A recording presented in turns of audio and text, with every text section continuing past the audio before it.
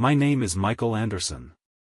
I'm 38 years old, a sales manager for a tech company, and until recently, I thought I had a solid marriage.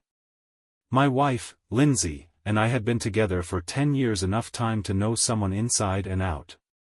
Or so I thought. Lindsay was always the social butterfly, the one with a million friends, constantly on the go. Me? I preferred staying home, watching a game, grilling on the weekends.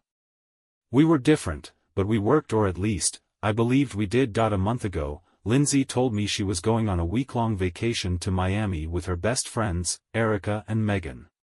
Just a girls' trip, she said with a bright smile. We need some sun, some fun, and maybe a little shopping. I didn't think much of it. She had done trips like this before, and I trusted her. But this time, something felt off. For one, she was unusually excited. Not normal excited, but almost giddy, like a teenager sneaking out for the first time. She spent more time picking out outfits, more time at the gym, and more time on her phone texting someone with a little too much enthusiasm. Then, the night before she left, she packed an expensive red lingerie set I'd never seen before. When I asked her about it, she laughed and said, "You don't think I'm gonna wear granny pajamas on vacation, do you?" That was the first real sign. But I ignored it, because that's what trusting husbands do. The first few days Lindsay was gone felt normal. She texted me when she landed in Miami, sent a couple of photos, her and the girls by the pool, fruity cocktails in hand, the typical vacation snapshots. I even got a quick call that first night. She sounded upbeat, told me how beautiful the beach was, how much she missed me, but after that, radio silence. By the third day, the texts got shorter. Slower. Just the occasional, busy day, or, having fun, talk later. When I tried to call, it went straight to voicemail, or she'd answer with background noise so loud I couldn't hear a thing. Clubs, maybe?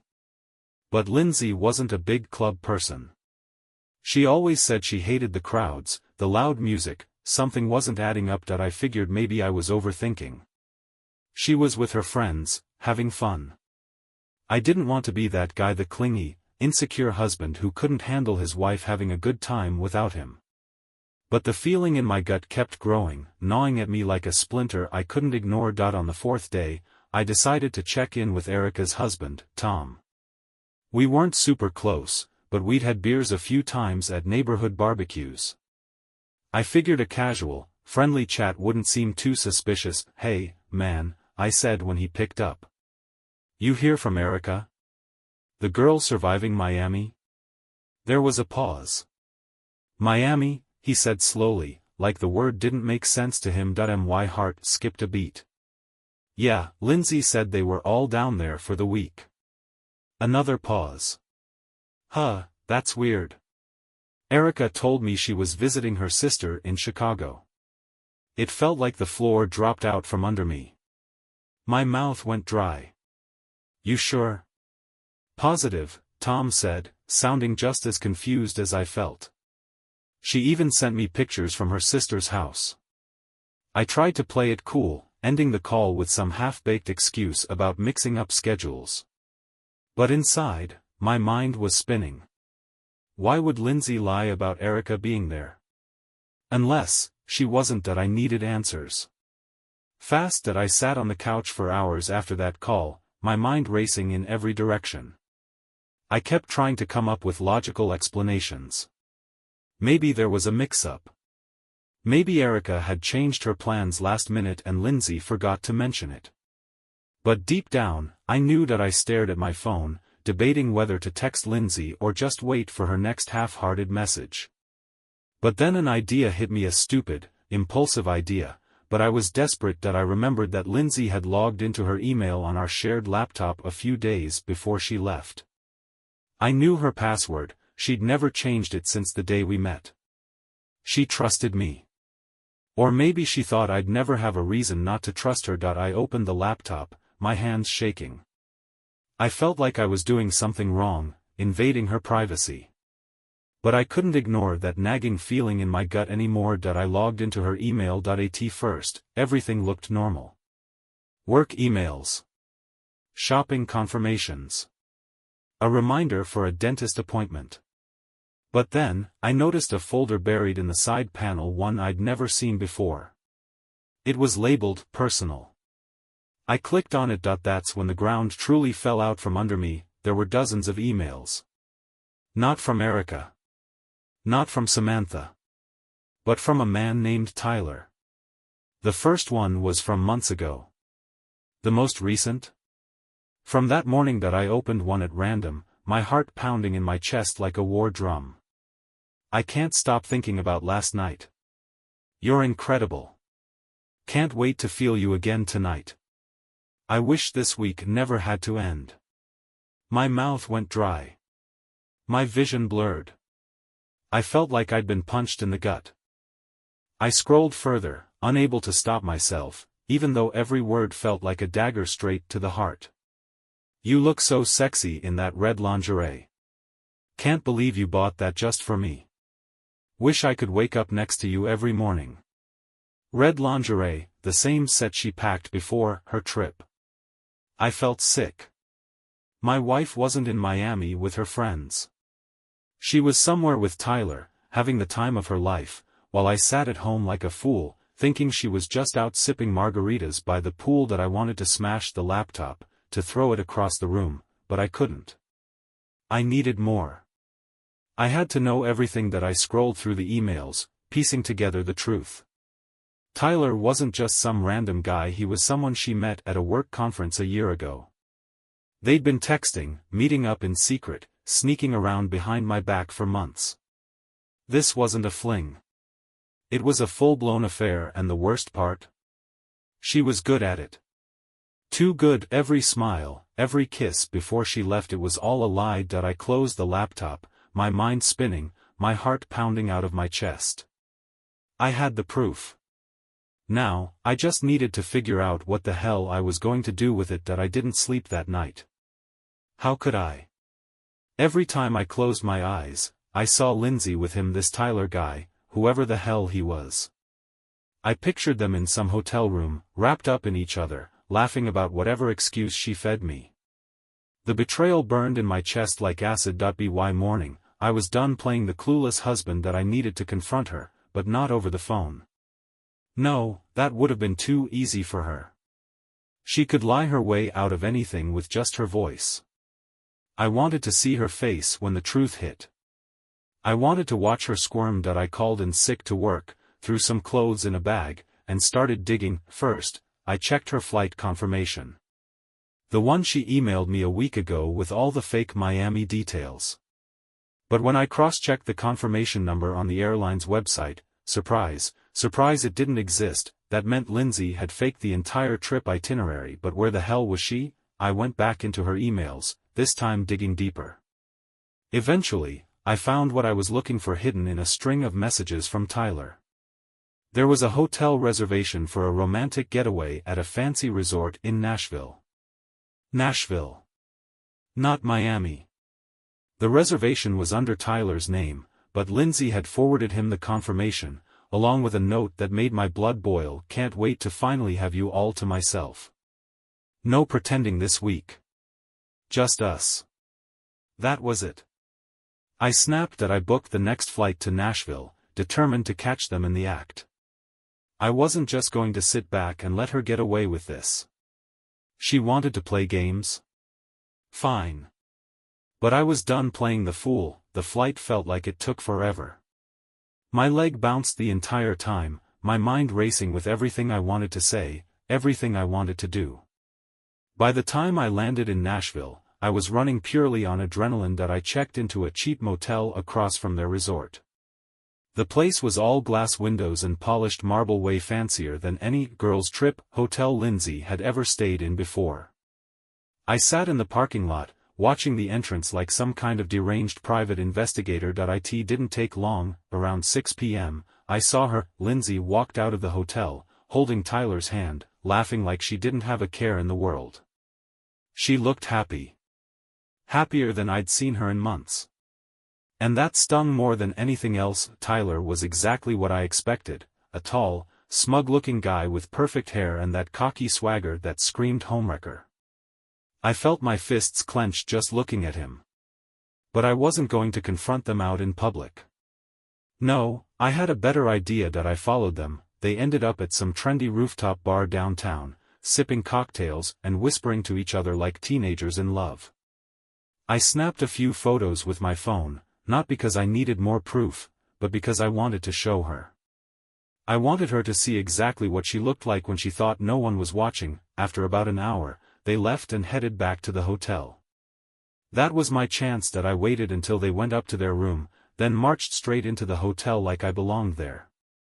The front desk clerk barely glanced at me as I rode the elevator up to the top floor, room 1203. That I stood outside their door, my heart pounding so loud I could hear it in my ears.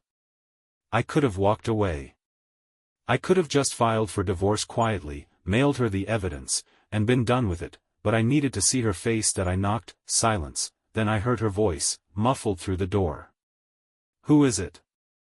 "It's David," I said, my voice steady, colder than I'd ever heard it before. The silence that followed was deafening. Then I heard the scuffle of feet, the click of the door lock. When the door finally swung open, there she was, wrapped in a hotel robe, her hair messy, her face pale as a ghost. "David," she whispered, like she couldn't believe I was standing there. That I gave her a long, hard look. "Surprised to see me?" She opened her mouth, probably to spin some wild story, but I cut her off. "Save it," I snapped, shoving my phone in her face. "I know everything, Lindsay. The fake trip. The emails. Him." That's when Tyler appeared behind her, shirtless, looking as smug as ever. "Hey, man, maybe you should calm down," I pointed at him, my voice low and deadly. "Shut up. This isn't about you." Lindsay started crying then, the fake kind of tears that people use when they're trying to weasel their way out of something. "David, I didn't mean for this to happen, didn't mean for this to happen." I laughed bitterly. "You packed lingerie for him, Lindsay.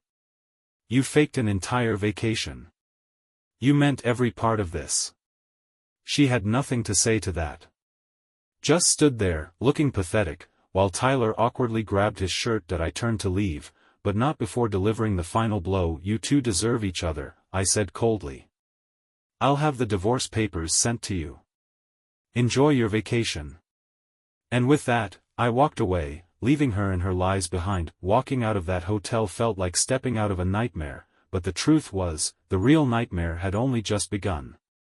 The adrenaline that had carried me through the confrontation in Nashville started to wear off the moment I got back to my motel. That's when the weight of everything hit me like a ton of bricks. That I sat on the edge of the cheap, creaky bed, staring at the wall, replaying the entire scene over and over again in my head. Lindsay's shocked face. Tyler's smug expression. Her pathetic attempt to cry her way out of it. It was like watching a movie on repeat, except this time, I was the fool in the starring role. That I felt hollow. Numb. Like someone had scooped out my insides and left me with nothing but this gaping, empty feeling. I didn't even have the energy to be angry anymore. The anger had burned bright and hot during the confrontation, but now it was gone, leaving behind this cold, heavy sadness I couldn't shake. That I thought about the years we'd spent together. The vacations, the inside jokes, the quiet nights on the couch watching movies. I thought about how I used to look at her, how I trusted her. And now? It all felt like a lie. Every memory tainted by the knowledge that while I was building a life with her, she was tearing it apart behind my back. That I didn't sleep that night. I just lay there in the dark, staring at the ceiling, wondering how the hell I ended up here. How did I miss the signs? How long had I been living in denial, convincing myself everything was fine when it clearly wasn't? By morning, I knew I couldn't stay in Nashville any longer. The city felt suffocating, like every street corner held some reminder of her betrayal. I packed my bag, checked out of the motel, and headed straight for the airport. The flight back to Denver was quiet.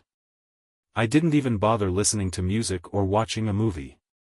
I just stared out the window, lost in my thoughts, feeling like I was floating through some alternate reality. When I finally got home, the house felt different. Colder. Emptier. I stood in the doorway for a long time, just looking around at all the little things that used to feel comforting: the framed photos on the wall, the throw blanket on the couch, the coffee mug she always used.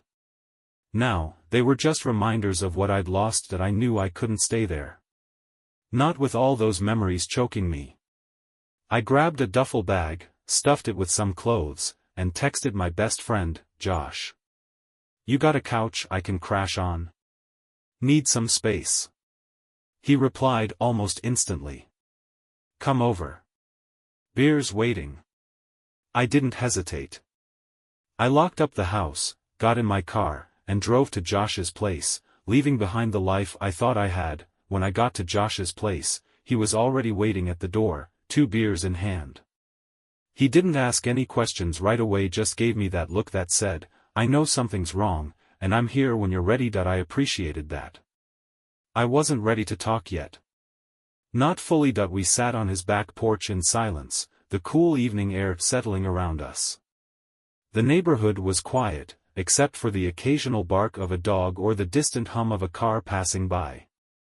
I stared out into the darkness, sipping my beer like it was the only thing tethering me to reality. After a while, Josh finally broke the silence. "So, you gonna tell me what happened, or am I supposed to guess?" I let out a bitter laugh, one that felt foreign coming out of my mouth. "Lindsay's cheating," I said flatly, the words tasting like ash on my tongue. "She lied about going to Miami with her friends. She was in Nashville. With him." Josh's eyebrows shot up. "What the hell, man?" "Yeah," I muttered, staring down at the label on my beer bottle. "I found her emails. Saw them together. Confronted her in the hotel." Josh let out a low whistle, shaking his head. "Damn. I'm sorry, dude. That's messed up." I didn't respond. What was there to say? He couldn't fix it. No one could. After a few more minutes of silence, Josh leaned back in his chair, cracking open another beer. "You staying here as long as you need, man. You know that, right?" "Yeah," I said quietly. "Thanks." But even with his support, I felt like I was drowning. The weight of everything was suffocating, pressing down on my chest until I could barely breathe. I'd spent years building a life with Lindsay, and now it was like all of that had been ripped away in an instant. That night, after Josh went to bed, I sat alone in the dark living room, staring at the blank TV screen. I couldn't stop thinking about her, about them. The way she looked at Tyler, the way she laughed with him. Had she ever looked at me like that? Had she ever really loved me at all? I felt the anger start to bubble up again, hot and uncontrollable. I grabbed my phone, scrolling through our old messages, our photos, trying to find some kind of clue, some sign that this had been coming. But all I saw were lies, and that's when I broke that I don't even remember what triggered it. Maybe it was the photo of us on our anniversary, smiling like idiots in front of the restaurant where I'd proposed. Maybe it was the memory of her telling me she loved me right before leaving for that fake trip. Whatever it was, it hit me like a freight train that I hurled my phone across the room, watching it shatter against the wall. But even that didn't feel like enough. I grabbed the nearest thing I could find, a lamp, and smashed it to the ground, the crash echoing through the empty house. I tore through the room, knocking over chairs, punching the couch cushions, anything to let out the rage that was clawing its way out of me. But when the adrenaline finally ran out, all I was left with was the crushing emptiness that I collapsed onto the floor, my chest heaving, my vision blurry with tears I didn't even realize I'd been holding back. The sobs came hard and fast, racking my body like waves crashing against the shore. That I don't know how long I stayed there, curled up on the floor like some broken shell of a man. But eventually, exhaustion took over, pulling me into a restless, dreamless sleep. That I woke up on Josh's living room floor the next morning, my body stiff and sore from the awkward position I'd passed out in. For a moment, there was this weird, peaceful fog in my brain, like my mind hadn't quite caught up to reality. But then, like clockwork, the memories slammed back into me. Lindsay. Tyler. The hotel. The emails that I groaned, rubbing my face with my hands, wishing I could scrub the images out of my mind. But they were burned and they're etched into my memory like scars I'd carry forever. Josh walked into the room, still in his pajamas, and gave me a look. Rough night? I glanced around at the mess I'd made, the shattered lamp, the broken phone on the floor. I felt a flicker of shame, but it was drowned out by the overwhelming exhaustion. Yeah, I muttered. Sorry about all this. He waved it off. Don't worry about it. You needed to let it out. I nodded, though I wasn't sure that had done anything. The anger was still there, simmering just beneath the surface.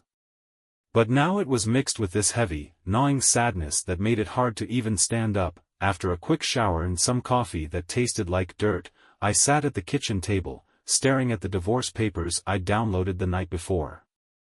I hadn't filled them out yet. I wasn't even sure I could. Josh sat across from me, watching carefully. You gonna go through with it? I sighed, running a hand through my hair. I don't know. I mean, yeah, I should. But it's like 10 years, man. 10 years of my life. How do you just walk away from that? He leaned back in his chair, his expression thoughtful. You're not walking away from those years. You're walking away from her. And from the guy she turned into. I stared at the papers, his words bouncing around in my head. He was right. The Lindsay I'd loved, the one I married, wasn't the same woman who'd lied to me, who'd packed lingerie for another man and smiled in my face like everything was fine, but knowing that didn't make it easier that I was still mulling over everything when my broken phone buzzed. I stared at it in disbelief for a second. How it was even working after the beating I gave it, I had no idea. But there it was, vibrating across the table like it hadn't been shattered the night before. Lindsay, that I didn't want to open it. I really didn't. But curiosity got the better of me, like picking at a scab you know you shouldn't touch. Her message was short, but it hit like a punch to the gut. We need to talk. Please. Just one conversation.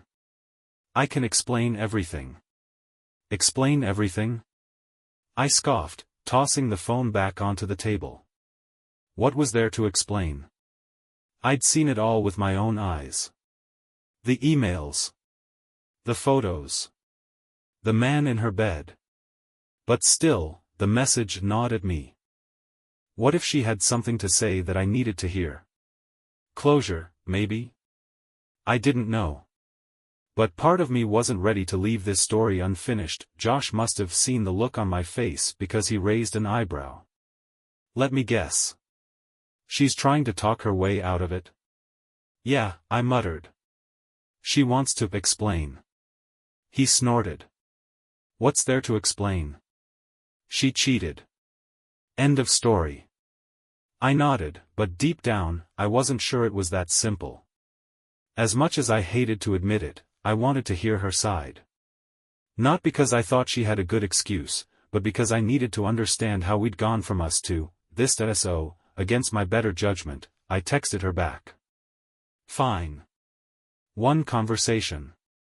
But it's on my terms. Her reply came almost instantly. Name the time and place. I stared at the screen for a long time before typing. Tomorrow. Our house. Noon. The next day felt like I was walking toward my own execution. Every minute crawled by, dragging me closer to a confrontation I wasn't sure I was ready for. By noon, I was back at our house, my house. I reminded myself, pacing the living room like a caged animal. The place felt like a tomb now. Cold, lifeless, filled with memories that felt more like ghosts. When the doorbell finally rang, my heart jumped into my throat. I opened the door to see Lindsay standing there, looking like a shadow of the woman I'd married. Her hair was pulled back in a messy ponytail, her eyes red and puffy like she hadn't slept in days. But I didn't feel sorry for her. Not even a little. David, she whispered, her voice shaky. Don't. I cut her off, stepping aside to let her in. Just say what you came here to say. She walked into the living room, glancing around like she barely recognized the place. She stood there for a minute, wringing her hands, before finally speaking. "I didn't mean for this to happen," she started, her voice trembling. "Tyler, it just, spare me the clichés," I snapped. "You didn't mean for it to happen? You planned a whole vacation with him, Lindsay. That's not an accident. That's a choice." She flinched like I'd slapped her, but I didn't care. I needed her to feel the weight of what she'd done. "I know," she whispered, tears welling up in her eyes. "I know I screwed up. But it wasn't like I didn't love you." "Don't," I growled. "Don't stand there and tell me you loved me while you were screwing another guy in our bed." She broke down then, full-on sobbing, but I felt nothing. No sympathy. No regret. Just this cold, hard emptiness that settled in my chest like ice. "I was unhappy," she finally choked out. "We were drifting, David. You were always working, always distracted. Tyler made me feel alive again." I stared at her, stunned. That was her excuse? That I worked too much? That I was trying to provide for us while she was off having the time of her life with some other guy? I let out a bitter laugh, shaking my head. "You could have talked to me, Lindsay. You could have said anything. But instead, you chose to lie. To cheat. To destroy everything we built." She wiped her tears, looking at me with pleading eyes. "Can't we fix this? Can't we try again?" That's when I knew it was over. I walked to the table, picked up the divorce papers, and handed them to her. "No," I said firmly. "We're done." She stared at the papers, her face crumpling as the reality sank in. But I didn't wait around to see her reaction. I turned around, walked to the door, and held it open. "Goodbye, Lindsay." And just like that, she was gone. The door clicked shut behind Lindsay, but it felt like the echo stayed in the house long after she was gone. I stood there for a moment, my hand still on the doorknob, staring at the empty space where she had just been. It should have felt like a victory. I'd stood my ground, handed her the divorce papers, and watched her leave, but it didn't feel like a win. It felt like I'd lost something I didn't even know I'd been holding onto. I wandered back into the living room, my eyes landing on the little things that now felt like relics from another life. The throw pillow she loved on the couch, the framed photo from our trip to Napa Valley, the coffee mug she always used that still sat in the sink from the morning before. I knew, everywhere I looked, there she was. I sat down on the couch, staring at nothing in particular, and let the silence settle over me like a heavy blanket. The house felt too big now, too quiet. It wasn't ours anymore. It was just a shell, filled with memories that didn't mean anything now. I didn't realize how long I'd been sitting there until my phone buzzed. For a second, I thought maybe it was Lindsay again, trying to reach out, but when I picked it up, it was a message from Josh. "How'd it go?" I stared at the screen for a minute before replying. "It's over. She's gone." The 3 dots popped up immediately, but his response was simple. "Good.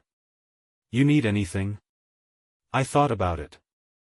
I needed a lot of things: answers, closure, maybe a time machine to go back and fix things before they fell apart. But none of that was possible. Just space. I finally typed. Josh respected that. He didn't push. And I appreciated it more than he knew. The next few days blurred together. I went through the motions, woke up, ate when I remembered, tried to work but found myself staring at my computer screen without a single coherent thought in my head. I ignored most of the texts and calls that came in. Some from friends who had no idea what had happened, others from mutual friends who did and didn't know what to say.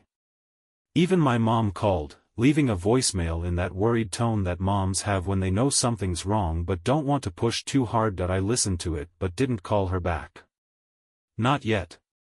I wasn't ready to explain everything. Saying it out loud would make it all feel too real. What I did do, though, was start packing. Every time I saw something that reminded me of Lindsay, it felt like another knife to the chest. So, I started boxing up her stuff: the framed photos, her clothes, the little trinkets she'd collected over the years. I even found one of Tyler's shirts stuffed in the back of the closet, and that was the final straw that I grabbed a garbage bag and tossed it in without a second thought. It felt good. Cathartic. Like I was reclaiming my space, piece by piece, but it wasn't enough. Late one night, when the house felt especially suffocating, I found myself digging through the old emails again. I don't know why. Maybe I was looking for some clue, some explanation buried in those messages that would make it all make sense, but all I found was more pain. I can't wait until we don't have to hide anymore. Being with you feels like coming home. You're everything I've ever wanted. Reading those words, knowing they were meant for someone else, made me realize something. Lindsay hadn't just cheated on me. She'd replaced me, and that's when the sadness turned into something else, something sharper. That I wasn't just hurt. I was done. It hit me one morning when I woke up and realized I didn't feel that crushing weight on my chest anymore. The sadness was still there, sure, but it wasn't the all-consuming force it had been before. That I got out of bed, made myself a decent breakfast for the first time in weeks, and sat down at the kitchen table with a cup of coffee. I looked around the house, noticing the empty spaces where Lindsay's things used to be, and for the first time, it didn't feel like a tomb. It felt like a blank slate. That's when I made the decision that I wasn't going to let Lindsay's betrayal define me. I wasn't going to sit in this house, drowning in memories of a woman who didn't respect me enough to be honest. I deserved better than that. So, I grabbed my laptop and started making plans. I didn't know exactly what the future looked like, but I knew one thing for sure: it wasn't going to include her. I listed the house for sale that same day. It felt drastic, maybe even impulsive, but it was the right move. That house wasn't a home anymore, it was just a building filled with ghosts. Selling it felt like the first real step toward moving on. I also reached out to a lawyer to finalize the divorce papers. No more stalling, no more second-guessing. It was time to cut ties completely. By the end of the day, I felt lighter. Like I was finally taking control of my life again. A few weeks after I'd settled into my new apartment, life started to feel normal again. Well, almost normal. I wasn't waking up with that heavy, suffocating feeling anymore. The memories of Lindsay didn't punch me in the gut every time I passed a coffee shop we used to visit or heard a song we both liked. I wouldn't say I was over it, but I was moving in the right direction. And then, one evening, while I was cooking dinner, something I hadn't done much since everything went down, I heard my phone buzz on the counter. It was an email from Lindsay. I froze for a second, just staring at her name on the screen. My heart didn't race like I expected it to, but there was this dull, familiar ache, like an old injury acting up. Part of me wanted to delete it without reading. But the other part, the curious, stubborn part, needed to see what she had to say. I opened it. David, I've signed the divorce papers. I'll drop them off with my lawyer tomorrow. I know I've said it before, but I'm sorry. I never meant to hurt you like this. I don't know. I lost myself somewhere along the way. I hope you find happiness. You deserve it. Lindsay. That was it. No long explanation. No groveling. Just a short, clean break. I read the message twice, waiting for the anger, the heartbreak, the flood of emotions I thought would come. But they didn't. There was just this strange emptiness. Not the hollow, painful kind I'd felt right after discovering the affair. No, this was different. It was like the final page of a book I'd been forced to read, and now, finally, it was closed. For a long time, I sat there, staring at the screen. I thought about replying. Maybe saying thanks or good luck or even just I hope you find whatever it is you're looking for, but in the end, I didn't respond, because what was there left to say? Deleting that email felt like the most powerful thing I'd done since this whole mess started. I didn't need her apology. I didn't need her closure. I had my own. 6 months. That's how long it's been since Lindsay walked out of my life for good. 6 months since I stood in that hotel room in Nashville and realized the woman I thought I'd spend the rest of my life with had already left me long before that trip. And you know what? I'm okay.no, scratch that I'm better than okay.at first, it was rough. I'm not going to sugarcoat it. There were days when getting out of bed felt like a battle. Nights when I'd catch myself staring at the ceiling, wondering how things went so wrong.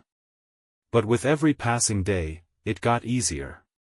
The weight of her betrayal started to lift, piece by piece, that I moved into a new place, a smaller apartment on the other side of town, far away from the neighborhood where we built our fake little life.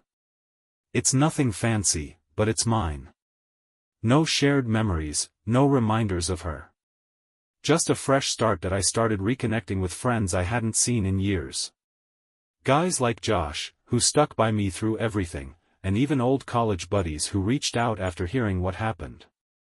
We started having regular poker nights, weekend hikes, and spontaneous road trips, the kind of things I'd let slide during my marriage because I was too busy trying to make a failing relationship work. That I even picked up some old hobbies I'd forgotten about. I bought a used guitar and started playing again, something Lindsay always complained was too noisy. I signed up for a woodworking class, built a bookshelf, and filled it with books I actually wanted to read. Hell, I even tried rock climbing once, something I never would have done before. But the biggest change? I started focusing on me. For the first time in a long time, I wasn't bending over backward trying to please someone else. I wasn't walking on eggshells, trying to keep the peace. I was just living. And it felt damn good. One weekend, I took a solo trip up to the mountains. Just me, my tent, and the open sky. I remember sitting at the edge of a ridge, looking out over the trees, breathing in the crisp, cool air. And for the first time since all of this started, I felt free. Not just from Lindsay, but from the weight of the past, the expectations, the guilt. That's when it hit me. Lindsay's betrayal wasn't the end of my story. It was the beginning of a new one. That I learned that people will disappoint you. They'll lie, cheat, and hurt you in ways you never saw coming. But that doesn't mean you're broken. It doesn't mean you're unlovable. It just means they weren't the right person. And as cliché as it sounds, I'm grateful now. Grateful that Lindsay showed me who she really was before I wasted any more years pretending we were happy. Grateful that I got the chance to start over, to rediscover who I was without her. If you're reading this and going through something similar, here's what I'll say: you'll survive. It might feel like your world is ending, like the ground's been ripped out from under you. But you'll find your footing. You'll rebuild. And one day, you'll look back at the person who hurt you and realize they don't have power over you anymore. You're stronger than you think, and sometimes, the worst thing that happens to you turns out to be the best thing that ever could have happened. As for Lindsay, I don't know where she is. I don't know if things worked out with Tyler. And honestly, I don't care, because I'm finally living my life on my own terms, and that's all I need. It's funny how life has a way of coming full circle when you least expect it. A year after Lindsay and I officially divorced, I found myself back at that same coffee shop where we used to go every Sunday morning. I hadn't been there since everything went down, but that day, something pulled me in. Maybe it was curiosity. Maybe it was closure. Or maybe I just really wanted a good cup of coffee. I walked in, half expecting the flood of old memories to hit me like a wave. But they didn't. The place looked the same chipped tables, same chalkboard menu, but I was different. The guy who used to sit here with Lindsay, pretending everything was perfect, was long gone. I ordered my coffee and found a seat by the window, watching the world go by like I had 1,000 times before. But this time, I wasn't lost in regret or anger. I was just content. And then, like some twisted plot from a bad movie, she walked in. Lindsay, she hadn't seen me yet, and for a moment, I just watched her. She looked the same but different, like she was carrying the weight of her choices on her shoulders. Her hair was shorter, her face a little more tired. She ordered her coffee and turned around, and that's when our eyes met. For a split second, time froze. I could see the recognition flicker across her face, the brief flash of surprise, maybe even guilt. She hesitated, her eyes scanning the room like she was debating whether to walk over or pretend she didn't see me, but she chose to walk over. "David," she said, her voice softer than I remembered. Hey. I nodded, giving her a polite smile. Hey, Lindsay. There was an awkward pause. She shifted from foot to foot, like she didn't know what to say next. And honestly, I didn't feel like helping her out. You look good, she finally said. Thanks, I replied. You too.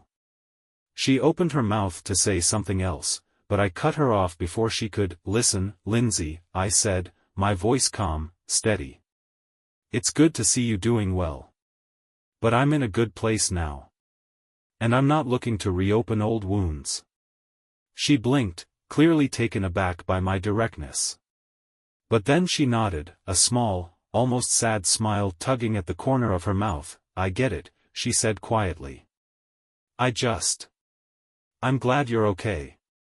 Yeah, I said, finishing the last sip of my coffee. I am. And that was it. Dramatic speeches. No rehashing the past. Just two people who had once shared a life, now standing on opposite sides of it. I stood up, tossed my cup in the trash, and walked out of that coffee shop without looking back. Not because I was running from anything, but because I didn't need to look back anymore. As I stepped out into the sunlight, I realized something important. Closure doesn't always come in a neat little package. Sometimes, it's just living your life, moving forward, and realizing the past doesn't have a hold on you anymore. I walked down the street, the cool breeze on my face, a sense of freedom in my chest I hadn't felt in a long time, and for the first time in what felt like forever, I was excited about what came next, because the best part of hitting rock bottom, there's nowhere to go but up.